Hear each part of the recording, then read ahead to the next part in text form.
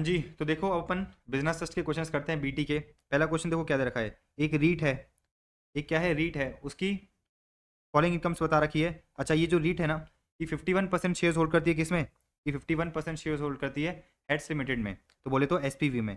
तो 51% shares hold करते हैं हम एसपीवी में। अच्छा, Billwell provides the following information about its income, मुझे ये इन्फॉर्मेशन दे रखी है, राइट। अब देखो आगे क्या दे रखा है। Mister Vijay a resident Indian hold करता है 70% यूनिट्स ऑफ रीट, मतलब एक यूनिट होल्डर है जो बेसिकली 70% यूनिट्स होल्ड करता है। He does not have any other income, अभी बोला है compute the total income and tax payable. तो बीटी, बीटी और मिस्टर विजय, बीटी और मिस्टर विजय का मुझे क्या करना है, बीटी और मिस्टर विजय का मुझे टोटल इनकम निकालना है, टैक्स पेबल निकालना है। अच्छा देखो क्या दे रखा है, हेड्स लिमिटेड जो है, हेड्स लिमिटेड ने क्या कर रखा है, 115 बीडब्ल्यू ले रखा है, मतलब एसपीवी ने क्या कर रखा है, एक्सपीवी ने जो है 115 बीडब्ल्यू ले रखा है। और मिस्टर विजय ने जो है 115 बीएससी ले रखा है। अपने को क्या करना है, अपने को जो है इनकम निकालनी है। आ जाओ। इंटरेस्ट इनकम फ्रॉम एसपीवी क्या होता है, बीटी के हाथ में एग्जेम्प्ट, बीटी के हाथ में क्या हो गया, एग्जेम्प्ट हो गया।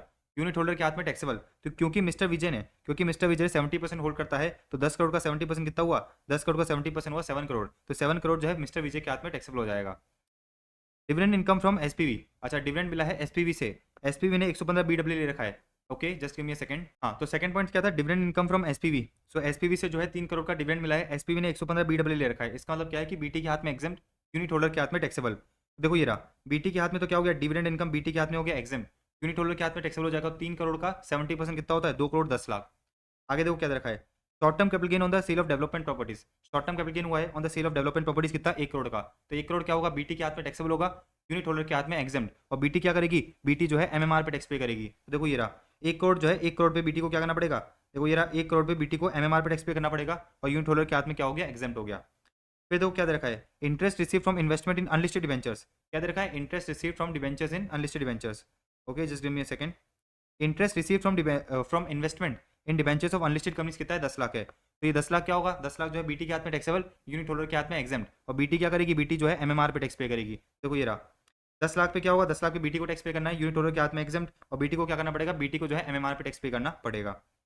Rental income from directly owned, rental income from directly owned real estate properties कितना है, 2.5 करोड़ है। और अपन क्या है, अपन रीट है, तो बेसिकली क्या होगा, बीटी के हाथ में एग्जेम्प्ट, यूनिट होल्डर के हाथ में टैक्सेबल। तो कितना है ये 2.5 करोड़ है। तो देखो ये रहा, 2.5 करोड़ बीटी के हाथ में एग्जेम्प्ट हो गया, यूनिट होल्डर के हाथ में टैक्सेबल हो गया।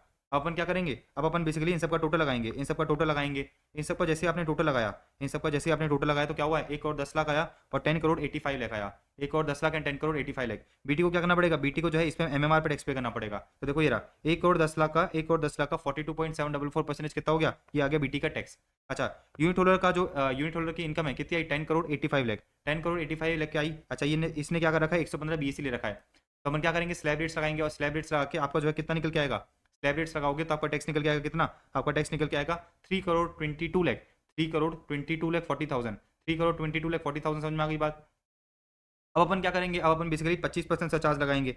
अब अपन 25% सरचार्ज लगाएंगे क्योंकि अपनी इनकम 2 करोड़ से ज़्यादा है। मैंने 25% सरचार्ज लगाया, 4% हेल्थ एंड एजुकेशन सेस लगाया, तो मेरा टैक्स पेबल निकल के आ गया 4 करोड़ 19 लाख 12,000। ठीक है ना। तो ये स्लैब रेट्स तो आप यूज़ कर ही सकते हो ना, ये स्लैब रेट, स्लैब भी दे रखे हैं, रेट्स भी दे रखी है, तो स्लैब और रेट्स करके क्या करोगे, टैक्स निकाल लोगे। सरचार्ज का कॉन्सेप्ट मैंने आपको बेसिक कंसेप्ट में बढ़ा ही दिया था कि भाई सरचार्ज कब लगता है, 2 करोड़ से ज़्यादा है तो मेरा 25% सरचार्ज लग जाएगा। 115 बीएससी में मैक्सिमम सरचार्ज कितना होता है, 25% होता है, देयरफॉर 37% सरचार्ज अपन लगाएंगे नहीं। तो 25% सरचार्ज लगाया मैंने और टोटल टैक्स लायबिलिटी निकाल दी। Very easy. तो पूरा क्वेश्चन हो गया अपना, पूरा क्वेश्चन आराम से हो गया। कब का क्वेश्चन है, देखो May 22 का क्वेश्चन है, बहुत आसान क्वेश्चन था, इससे ज़्यादा आसान आई थिंक बीटी का क्वेश्चन और आ ही नहीं सकता, राइट। आगे बढ़ सकते हैं अपन। अब देखो क्वेश्चन नंबर 2 पे आ जाओ। देखो ये रहा क्वेश्चन नंबर 2, क्या बोल रहा है, mister Sam are non resident, तो एक नॉन रेसिडेंट है, और मिस्टर हरी एक रेसिडेंट है। Receive the following income from REIT, कौन है ये है REIT, real estate investment trust. अब मुझे बता रखी है इनकम क्या क्या है। आगे देखो क्या दे रखा है, आगे मुझे बता रखा है कि भाई गामा लिमिटेड एक इंडियन कंपनी है जिसमें रीट क्या करती है, कंट्रोलिंग इंटरेस्ट छोड़ करके बैठी है। अच्छा, द रीट क्या करती है, 100% शेयरहोल्डर्स, रीट जो है 100% शेयर्स लेके बैठी है गामा लिमिटेड के। अच्छा, गामा लिमिटेड देखो क्या दे रखा है, gamma limited does not exercise, gamma limited ने 115 बीडब्ल्यू ऑप्ट नहीं कर रखा, मतलब डिविडेंड जो मिलेगा बीटी के हाथ में भी एग्जाम्प्ट है, यूनिट होल्डर के हाथ में भी क्या होगा, एग्जाम्प्ट होगा। अब देखो क्या दे रखा है, examine whether the above components of the income distributed by REIT would be chargeable to tax in the hands of Sam and Hari. क्या सैम और हरी के हाथ में टैक्सेबल होगा, एंड अगर हाँ तो कितने रेट पे, भाई रीट को कितने रेट पे टीडीएस काटना है। Examine whether the REIT is required to deduct TDS. अच्छा, ये बोला है कि क्या आपका आंसर बदलता अगर गामा लिमिटेड ने जो है 115 बीडब्ल्यू ले रखा है। अच्छा, एक एक करके पढ़ते हैं। देखो rental income from real estate property own by the REIT क्या होगा, बीटी के हाथ में एग्जाम्प्ट, यूनिट होल्डर के हाथ में क्या हो जाएगा, टैक्सेबल हो जाएगा। तो यूनिट होल्डर के हाथ में टैक्सेबल हो जाएगा, बीटी के हाथ में एग्जाम्प्ट हो जाएगा। तो देखो ये रहा, ये रेंटल इनकम की बात करी अपन ने, रेंटल इनकम की बात करी, रेंटल इनकम क्या होगा, रेंटल इनकम बेसिकली बीटी के हाथ में तो है एग्जाम्प्ट हो जाएगा। तो देखो क्या दे रखा है, distributed income or any part thereof received by the Sam or Hari from REIT which is in the nature of rent, which is in the nature of rent is deemed to be the income of unit holder। तो BT के हाथ में exempt, unit holder के हाथ में क्या होगा, taxable होगा। तो accordingly 2,01,000 and 3,05,000 would be deem to be the income of Sam and Hari. तो देखो अपन ने पढ़ा भी था, अपन ने ये पढ़ा था, देखो रेंटल इनकम, ये रही रेंटल इनकम।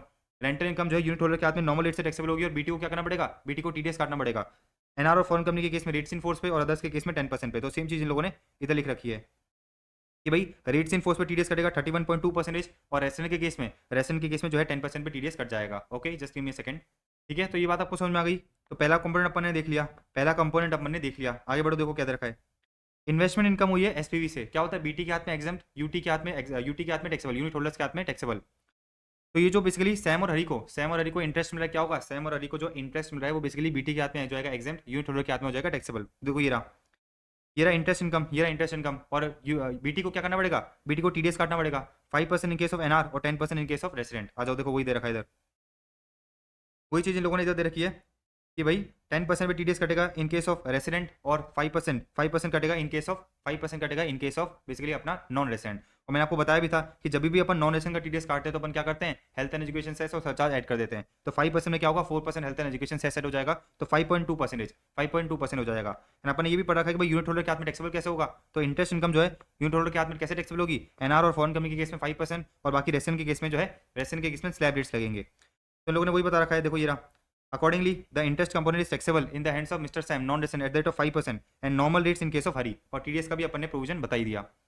अब मुझे बोला है कि डिविडेंड इनकम हुई है, डिविडेंड इनकम हुई है गामा लिमिटेड से। और पहला क्या दे रखा है, मुझे ये बता रखा है कि भाई इसने 115 बीडब्ल्यू नहीं दे रखा। इसका मतलब क्या है, इसका मतलब ये है कि भाई बीटी के हाथ में एग्जाम, यूनिट होल्डर के हाथ में भी एग्जाम। तो जब यूनिट होल्डर के हाथ में एग्जाम है तो क्या मुझे कोई टीडीएस काटने की जरूरत है, आपको टीडीएस काटने की जरूरत नहीं है। तो इन लोगों ने वही चीज बताई, देखो इन लोगों ने वही चीज बताई कि therefore there is no liability, आपको जो है टीडीएस काटने की जरूरत नहीं है, क्योंकि डिविडेंड क्या है, एग्जाम्प्ट है। लेकिन इन लोगों ने कहा, इन लोगों ने एक और चीज कही कि भाई अगर वो जो है 115 बीडब्ल्यू ऑप्ट कर लेता, एसपीवी जो है 115 बीडब्ल्यू ऑप्ट कर लेती, तो आंसर चेंज होता क्या, हम कहेंगे बिल्कुल आपका आंसर चेंज होता। बीटी के हाथ में तो एग्जाम्प्ट होता, लेकिन यूनिट होल्डर के हाथ में क्या हो जाता, यूनिट होल्डर के हाथ में जो होता है टैक्सेबल। और डिविडेंड के केस में आपको टीडीएस की सेट पे काटना है। देखो डिविडेंड के केस में आपको जो है 10% पे टीडीएस काटना है, और 10% में अपन क्या करेंगे, 4% हेल्थ एंड एजुकेशन सेस भी ऐड कर देंगे। तो देखो ये रहा, नीचे इन लोगों ने वही कहा कि भाई यूनिट होल्डर के हाथ में जो है क्या होगा, यूनिट होल्डर के हाथ में टैक्सेबल हो जाएगा। अपन को 10.4% टीडीएस काटना पड़ेगा in case of non resident, and अपन को जो है 10% पे टीडीएस काटना पड़ेगा इन केस ऑफ रेसिडेंट। और ये जो बेसिकली डिविडेंड इनकम है, ये जो डिविडेंड इनकम है कितने की, ये जो डिविडेंड इनकम है 39,000 और 60,000 की, ये जो है यूनिट होल्डर के हाथ में क्या हो जाएगी, टैक्सेबल हो जाएगी। तो देखो यार, ये जो है यूनिट होल्डर के हाथ में जो है टैक्सेबल हो जाएगी। तो डिविडेंड इनकम यूनिट होल्डर के हाथ में टैक्सेबल हो जाएगी, एनआर और फॉरेन कंपनी के हाथ में 10% पे टैक्सेबल होगी, और बेसिकली अदर्स के केस में जो है नॉर्मल रेट पे टैक्सेबल कर दी जाएगी। तो वही चीज़ आपको बतानी है। इन लोगों ने कहा कि भाई अगर आप जो है 115 बीडब्ल्यू ले लेते, कौन एसपीवी 115 बीडब्ल्यू ले लेती, तो then the dividend income distributed by it would be subject to tax in the hands of unit holder. Accordingly 39,000 is taxable in the hands of mister Sam and 60,000 is taxable in the hands of mister Hari. Right, तो अपना ये question भी हो गया, आसान question था। I think इससे ज़्यादा आसान कुछ हो नहीं सकता। मतलब बेसिकली जितना मैंने आपको प्रोविजन समझाया, जितना मैंने आपको 2 पेज का प्रोविजन समझाया, अगर आपने इसको कंठस्थ कर लिया है समझ के, तो उस केस में क्या होगा, उस केस में बीटी के सारे क्वेश्चन अपने सॉल्व हो जाएंगे। ओके, अब आ जाते हैं अपन क्वेश्चन नंबर 3 पे। देखो लोग क्वेश्चन नंबर 3 लास्ट क्वेश्चन है। क्वेश्चन नंबर 3 अपना क्या है, लास्ट क्वेश्चन है, वेरी इजी क्वेश्चन। आ जाओ, एक बिजनेस ट्रस्ट है, कौन है, अगेन रीट है। एक बिजनेस ट्रस्ट है, कौन है, रीट है। उसकी मुझे फॉलोइंग इनकम्स बता रखी है, उसकी मुझे जो है फॉलोइंग इनकम बता रखी है। बीटा लिमिटेड एक इंडियन कंपनी है जिसमें बीटी ने क्या कर रखा है, 70% शेयर होल्डिंग ले रखी है। इसका मतलब क्या है, ये हो गई SPV. Discuss the tax consequences of the above income earned by the BT in the hands of business trust and the unit holders, assuming that the BT has distributed 10 crore to the unit holders in the previous year 24-25। Basically ये लोग कहना चाह रहे हैं, ये लोग कहना क्या चाह रहे हैं, ये लोग ये कहना चाह रहे हैं कि करंट ईयर में जो है यूनिट होल्डर को 10 करोड़ बटा गया है। अब 10 करोड़ में से कौन सी क्या चीज बटी है वो अपने को नहीं पता, तो अपन क्या करेंगे, अपन प्रोपोर्शनेट लेंगे। आ जाओ, assuming that the Beta Limited does not opt to pay tax under 115 BAA। इसका मतलब क्या है कि अगर कोई डिविडेंड इनकम बांटी होगी किसने, एसपीवी ने, तो यूनिट होल्डर के हाथ में भी एग्जाम्प्ट और बीटी के हाथ में भी एग्जाम्प्ट। अब एक एक करके चीज करते हैं। देखो interest income from beta limited 4 crore को क्या होगा, 4 करोड़ बीटी के हाथ में एग्जाम्प्ट, यूनिट होल्डर के हाथ में टैक्सेबल। तो देखो हो रहा, there would be no tax liability in the hands of BT due to the past to, मतलब बीटी के हाथ में तो एग्जाम्प्ट हो गया, और यूनिट होल्डर के हाथ में क्या हो जाएगा, टैक्सेबल हो जाएगा। यूनिट होल्डर के हाथ में क्या होगा, टैक्सेबल हो जाएगा। अच्छा, क्योंकि इंटरेस्ट इनकम है, क्योंकि मेरी इंटरेस्ट इनकम है, तो बीटी को क्या करना पड़ेगा, 5% और 10% पे टीडीएस काटना पड़ेगा। तो देखो वो दे रखा है इन लोगों ने, भाई 5% और 10% पे क्या कटेगा, 5% और जो है 10% पे टीडीएस कट जाएगा। 5% और 10% पे क्या होगा, टीडीएस कट जाएगा। अब देखो इन सबका टोटल लगाओ, इन सबका टोटल लगाओ कितना आ रहा है, 4 करोड़। 4 + 2, देखो ये रहा 4 + 2 कितना होता है, 4 + 2 होता है मेरा 7।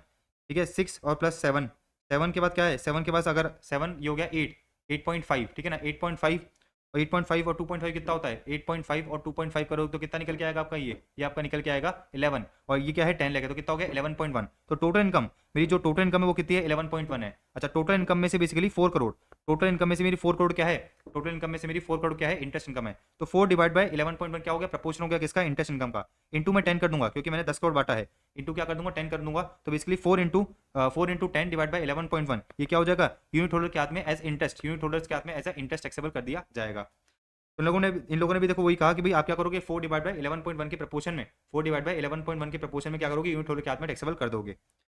बात समझ में आ रही है ना आपको। अब सुनो, डिविडेंड इनकम हुई है 2 करोड़ की, क्या हुई है, डिविडेंड इनकम हुई है 2 करोड़ की। तो मुझे पता है कि भाई क्योंकि अपन ने 115 बीडब्ल्यू नहीं ले रखा, किसने, एसपीवी ने, तो ये जो 2 करोड़ की डिविडेंड इनकम है क्या होगा, बीटी और यूनिट होल्डर्स के हाथ में एग्जेम्प्ट। ओके, तो देखो दोनों के हाथ में क्या होगा, एग्जेम्प्ट होगा, दोनों के हाथ में जो है क्या कर दिया जाएगा, एग्जेम्प्ट कर दिया जाएगा। However, since Beta Limited being a SPV does not offer 115 BAA, dividend component is exempt in the hands of unit holders. तो डिविडेंड इनकम क्या होगा, यूनिट होल्डर के हाथ में भी एग्जेम्प्ट कर दिया जाएगा। देयरफॉर बीटी को कोई भी टीडीएस काटने की जरूरत नहीं है, देयरफॉर कोई भी टीडीएस काटने की जरूरत नहीं है। और बीटी के हाथ में तो एग्जेम्प्ट रहता ही है, बीटी के हाथ में तो एग्जेम्प्ट रहता ही है। Short term capital gain on the sale of listed shares, क्या कर रहा है, शॉर्ट टर्म कैपिटल गेन हो रहा है, शॉर्ट टर्म कैपिटल गेन हुआ है on the sale of listed shares, कितना है 1.5 करोड़ है। तो क्या होगा, बेसिकली बीटी को 111 के अंदर टैक्स पे करना पड़ेगा, और यूनिट होल्डर्स के हाथ में क्या हो जाएगा, यूनिट होल्डर्स के हाथ में जो है एग्जेम्प्ट। आ जाओ देखो ये रहा, बेसिकली 111 ए में, 111 ए में क्या करना पड़ेगा, 111 ए में 15% टैक्स पे करना पड़ेगा, 111 ए में क्या करना पड़ेगा, 15% टैक्स पे करना पड़ेगा। अच्छा, अपन अज्यूम करते हैं कि जो ट्रांसफर हुआ है, ये जो बेसिकली ट्रांसफर हुआ है ना, कब हुआ है, ये जो शेयर्स ट्रांसफर हुए हैं कब हुए हैं, 23 ऑफ जुलाई 2024 के पहले हुए हैं, ठीक है ना। तो आप क्या कर सकते हो, इस क्वेश्चन में नोट कर सकते हो, इस क्वेश्चन में नोट कर सकते हो कि भाई जो भी अपने कैप गेन्स हुए हैं, जो भी अपने कैप गेन्स हुए हैं वो बेसिकली कब हुए हैं, 23 ऑफ जुलाई 2024 से पहले हुए हैं। क्योंकि अगर इसके बाद होते इस डेट या इसके बाद होते तो उस केस में क्या होगा, उस केस में जो बेसिकली आपकी 15% की रेट है वो हो जाएगी 20%। तो इन लोगों ने 15% से सॉल्व कर रखा है, इन लोगों ने क्या कर रखा है, 15% से सॉल्व कर रखा है। तो अपन अज्यूम करते हैं कि भाई ट्रांसफर हुआ है 23 ऑफ जुलाई 2024 के पहले। बात समझ में आ गई आपको, ईजी था। और ये चीज यूनिट होल्डर के हाथ में क्या हो जाएगी, यूनिट होल्डर के हाथ में हो जाएगी एग्जाम। देखो ये रहा, there would be no tax liability in the hands of unit holders, ठीक है। अब फिर देखो क्या दे रखा है नेक्स्ट पॉइंट मुझे बता रखा है short term capital gain on the listed, short term capital gain on the sale of development properties. क्या होगा, बिजनेस ट्रस्ट को जो है एमएमआर पे टैक्स पे करना पड़ेगा, और यूनिट होल्डर के हाथ में एग्जाम। तो 1 करोड़ पे क्या होगा, 1 करोड़ पे जो है एमएमआर पे टैक्स पे करेगा कौन, बिजनेस ट्रस्ट। देखो ये रहा, 1 करोड़ पे बिजनेस ट्रस्ट को एमएमआर पे टैक्स पे करना है, और यूनिट होल्डर के हाथ में क्या होगा, no tax liability in the hands of unit holder. Unit holder के हाथ में जो है नो टैक्स लायबिलिटी, ठीक है। ये सारी चीजें देखो अपने इधर दिख रखी है, ये सारी चीजें अपने इधर लिख रखी है कि भाई अदर इनकम का क्या ट्रीटमेंट होगा। तो अदर इनकम का क्या ट्रीटमेंट होगा अपने देख लिया। अदर इनकम में जो है एमएमआर पे टैक्स पे करना पड़ेगा 42.744% पे। और इससे पहला केस कौन सा था, अगर आपने जो है इक्विटी शेयर्स बेचे हैं और वो लिस्टेड इक्विटी शेयर्स थे, इस पर आपको शॉर्ट टर्म कैपिटल गेन हुआ है, तो 111 में टैक्सेबल होगा 15% पे, ठीक है। नेक्स्ट पॉइंट देखो क्या दे रखा है, नेक्स्ट पॉइंट मुझे बता रखा है interest receive from investment in unlisted debentures of the real estate company 10 lakh, MMR पे टैक्स पे करना पड़ेगा बिजनेस ट्रस्ट को। तो ये रहा, एमएमआर पे टैक्स पे करना पड़ेगा बिजनेस ट्रस्ट को, यूनिट होल्डर्स के हाथ में एग्जाम, यूनिट होल्डर के हाथ में एग्जाम। फिर आगे देखो क्या दे रखा है, rental income from directly owned real estate assets. तो 2.5 करोड़ की रेंटल इनकम हुई है, 2.5 करोड़ की रेंटल इनकम हुई है किसको, रीट को, फ्रॉम डायरेक्टली ओन्ड एसेट्स। तो बेसिकली रीट के हाथ में एग्जाम, रीट के हाथ में क्या होगा, एग्जाम होगा, बिजनेस ट्रस्ट के हाथ में एग्जाम, यूनिट होल्डर्स के हाथ में टैक्सेबल। और बीटी को क्या करना पड़ेगा, बीटी को जो है टीडीएस काटना पड़ेगा। देखो ये रहा, बीटी को जो है टीडीएस काटना पड़ेगा, एनआर के केस में रेट्स इन फोर्स पे, और एनआर के केस में रेट्स इन फोर्स में, और अदर्स के केस में 10% पे। देखो वही चीज दे रखी है इन लोगों ने इधर। ये रहा रीट के हाथ में, देखो रीट के हाथ में क्या होगा, रीट के हाथ में तो एग्जाम हो जाएगा, तो रीट के हाथ में हमने क्या करा, एग्जाम कर दिया। और यूनिट होल्डर्स के हाथ में क्या हो जाएगा, टैक्सेबल हो जाएगा। तो यूनिट होल्डर्स के हाथ में बेसिकली क्या होगा, टैक्सेबल होगा। देखो नीचे ये रहा, यूनिट होल्डर के हाथ में जो है टैक्सेबल कर दिया जाएगा।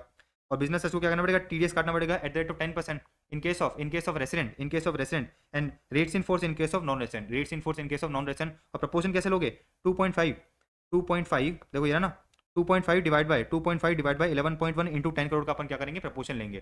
तो मुझे पता है कि ये जो 2.5 करोड़ है ये क्या बटा है, ये बेसिकली जो है यूनिट होल्डर्स को बटा है। अपने जो करंट में टोटल 10 करोड़ बांटा है, 10 करोड़ कौन सा बांटा है वो मुझे नहीं पता, तो मैं क्या करूंगा, प्रपोर्शन निकालूंगा। तो रेंटल इनकम कितना निकल के आएगा, 2.5 डिवाइड बाय 11.1 इंटू 10 करोड़, ये जो है यूनिट होल्डर के हाथ में क्या कर दिया जाएगा, टैक्सेबल कर दिया जाएगा। तो अपना क्वेश्चन नंबर 3 भी पूरा हो गया, अपना जो है क्वेश्चन नंबर 3 भी पूरा हो गया, ईजी था क्वेश्चन।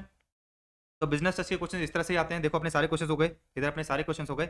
अपने जो क्वेश्चन है, अपने जो बेसिकली बीटी के क्वेश्चन है इसी तरह से आते हैं, आसान। बस आपको क्या करना है, आपको जो है ये वाले जो मेरे नोट्स है ना, ये वाले नोट्स को अच्छी तरह समझ के याद कर लेना है, राइट। तो फाइनली अपना जो है बीटी हो गया, एसटी हो गया, और इन्वेस्टमेंट फंड हो गया।